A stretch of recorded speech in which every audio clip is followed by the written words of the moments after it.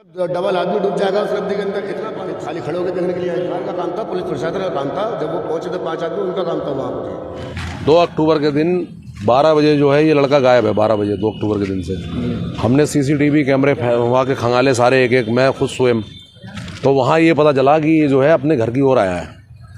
गली में निकलने की जगह कहीं है नहीं, 2 गली हैं मात्र, 2 गली जॉइंट हैं, तो वो दूसरी गली में निकल जाता है। उसमें हमने CCTV खंगाले, वहाँ पे भी नहीं गया। फिर हमारे वहाँ पे जो है नदी है, मैंने जो है अपनी नज़र से ये आइडिया लगाया है कि ये लगभग नदी में ही गया है। पूरा आइडिया मुझे हो गया इस चीज़ का कि ये नदी के अंदर गया है। हम लोगों ने जो है देखना चालू करा, लेकिन वहाँ नदी में नहीं दिखा। हम लोग जो है नदी में उतरे भी, खुद स्वयं उतर के हम पूरी नदी में हमने देखा, लेकिन कहीं नहीं आया। SDRF वाले जो है यहाँ पे बुलाया गया, उनको बुलाने के बाद उनको कहा गया कि आप जो है नदी में हमारे साथ चलो। नहीं, नदी में आप उतरो, सॉरी, वो नदी में नहीं उतरे। लेकिन मैं बिल्कुल, मुझे लग रहा था कि ये नदी के अंदर लड़का है, वो नदी के अंदर नहीं गए। मेरे साथ में जब मैं उतरा नदी के अंदर तो 8-10 लड़के और उतरे। पूरे मोहल्ले ने देखा इस चीज़ को। लेकिन मुझे शर्म सिर्फ इस बात की आ रही है कि आपको शर्म आनी चाहिए जब आपको SDRF वाले को केवल यही जिम्मेदारी दी गई है कि आप जो है नदी में अगर ऐसा कोई भी मामला होता है तो ये SDRF वाले घुसते हैं। लेकिन कोई भी SDRF वाला एक भी नदी के अंदर नहीं गया, खाली कुंडे डाल के देख रहे थे वो। तो अगर यही अनहोनी जो होनी थी, मैं तो लगातार फ़ोन कर रहा था, हम इससे बच सकते थे भाई साहब। ये बच्चा जो इस टाइम स्थिति देखो, सड़ रहा है बच्चा। तो मैं लगातार यही कहना चाहूँगा, कि SDRF वालों, जब आप तनख्वाह ले रहे हो, पूरी सरकार आपको तनख्वाह दे रही है, तो आप काम भी करो।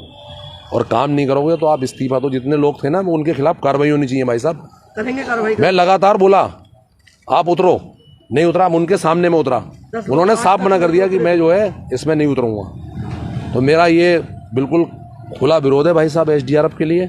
SDRF ने हमारी कोई मदद नहीं करी, और जब पानी आया था तब भी हम लोगों ने मदद करी थी भाई साहब। हमने निकाला था लोगों को, SDRF वाले जब भी भाग गए थे। तो मैं तो सरकार से और हमारे जो SSP साहब हैं, हाथ जोड़ के बोलूँगा कि जो बंदा जिसकी डेथ हुई है, ये 3 भाइयों का, केवल 3 बहनों का एक इकलौता भाई था, और बहुत गरीब परिवार से हैं। हमारे माननीय विधायक जी श्री बरोड़ा जी ने अभी एक रमपुरे में डेथ हुई थी पानी बहने से ही, उस बच्चे की उन्होंने मदद करी थी। मुझे बहुत अच्छा लगा था। मैं चाहूँगा बिना भेदभाव के, आप विधायक जी, जो बच्चा ये बहा है, इसकी भी आप मदद करें। मेरी आपसे हाथ जोड़ के विधायक जी विनती है, क्योंकि ये बहुत गरीब परिवार का है। और हमारे मुख्यमंत्री जी से भी मेरा निवेदन है, पुष्कर धामी जी से, कि इस परिवार की ज़्यादा से ज़्यादा मदद करें आप। तो कल NDRF की टीम आई थी, हमारे ये लड़का है परवेज पार्षद हमारे मोहल्ले का, ये घुसा और लोंडे थे जैसे कि, तो NDRF की टीम खाली खड़े होकर देखने के लिए आई थी वहाँ पर। यही असूल इन लोगों का, प्रशासन का या NDRF की टीम का। मतलब क्या चीज़ चाहिए इनको? आदमी की सपोर्ट तो करना चाहिए, नहीं चाहिए? खाली खड़े होकर कुंडे आया करके फेंक के देख रहे हैं, क्या मिला उसमें? कुछ मिला क्या? खाली कतरे खेच रहे थे, पन्नियाँ खेच रहे थे, कुंडे से क्या मिलता भाई साहब? डबल आदमी डूब जाएगा उस नदी के अंदर, इतना पानी था, इसका खुद पता नहीं चल रहा। डबल आदमी खड़ा होता तब नहीं पता चलता उसके अंदर। तो ये कोई बच्चों का काम थोड़ी ना था, सरकार का काम था, पुलिस प्रशासन का काम था। जब वो पहुंचे थे 5 आदमी, उनका काम था वहाँ पर। ये बड़ा दुख की बात है, एक छोटा सा बच्चा खेलते खेलते इस कल्याणी नदी में डूब गया। और परिवार बहुत गरीब है, निहायत गरीब है। आज जिस तरीके का परिवार के लोग आरोप लगा रहे हैं कि जो SDRF ने घोर लापरवाही की है, ये इन लोगों ने, जिनका काम था, जो इस काम के लिए तैनात रहते हैं, जिनको जिम्मेदारी होती है, जो फोर्स जिसके लिए बनाई गई है, उसका काम इन परिवार के मोहल्ले वालों ने किया है कि उस बच्चे को 3 दिन बाद जो है पानी से निकाला है।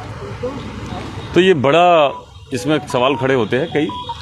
और दूसरी बात ये कहना चाहता हूँ कि जिस प्रकार से कल्याणी नदी का, ये कल्याणी क्या है, तो हत्यारी नदी होती जा रही है। आए दिन इसमें दुर्घटनाएं हो रही हैं। बच्चे, पहले कई हादसे हो चुके हैं। इन सब हादसों को देखते हुए भी हम कोई सुधार नहीं कर रहे, कोई इस पर कोई इसके लिए कोई रूपरेखा नहीं बना रहे, इसके लिए कोई प्लानिंग नहीं कर रहे। हम बार बार इसकी आवाज़ उठा रहे हैं इसकी साफ़ सफाई के लिए। शहर के बीचों बीच बहती है, आने वाले समय में कभी तबाही घरों में पानी भर के करती है, कभी डुबो देती है, कभी जानवर मर जाते हैं इसमें, कभी गाय, कभी भैंसे, आज बच्चे छोटे छोटे डूब के इसमें मर रहे हैं। ये बड़ा दुखदाई है, तो हत्यारी नदी होती जा रही है हमारी। तो इसके लिए भी सोचना चाहिए। बड़ी बड़ी बातें करने वाले लोगों से मैं पूछना चाहता हूँ कि आखिर क्यों आप बिल्कुल नकारा होते जा रहे हैं? क्या है सब ये? रुद्रपुर में आए दिन हत्याएं, कोई आत्महत्या से, कोई मर्डर से, कोई कुछ, पूरे चारों तरफ जब भी आप सुबह उठेंगे आपको अखबारों में कोई खुशखबरी नहीं मिलेगी आपको। किसी की हत्या कैसे है, कोई महिला मर्डर हो जा रहा है, पूरी चारों तरफ हाहाकार है एक तरह से। जनता में रोष है कि आखिर हो क्या रहा है। तो हम आज मैं देखने आया हूँ, इस बच्चे के दर्द को देखा, इसके माँ बाप बहुत गरीब, इसके मामा मिला, बहुत परेशान है सारे लोग। मैं कहता हूँ कि मुआवजे के लिए हम मांग करेंगे कि इसको, बच्चे को, परिवार को मुआवजा मिले, इनके आंसू हम पहुँच सकें, इनका दर्द हम हल्का करके बांट सकें कुछ इस परिवार का। यही एक समाज का हमारा फ़र्ज़ है।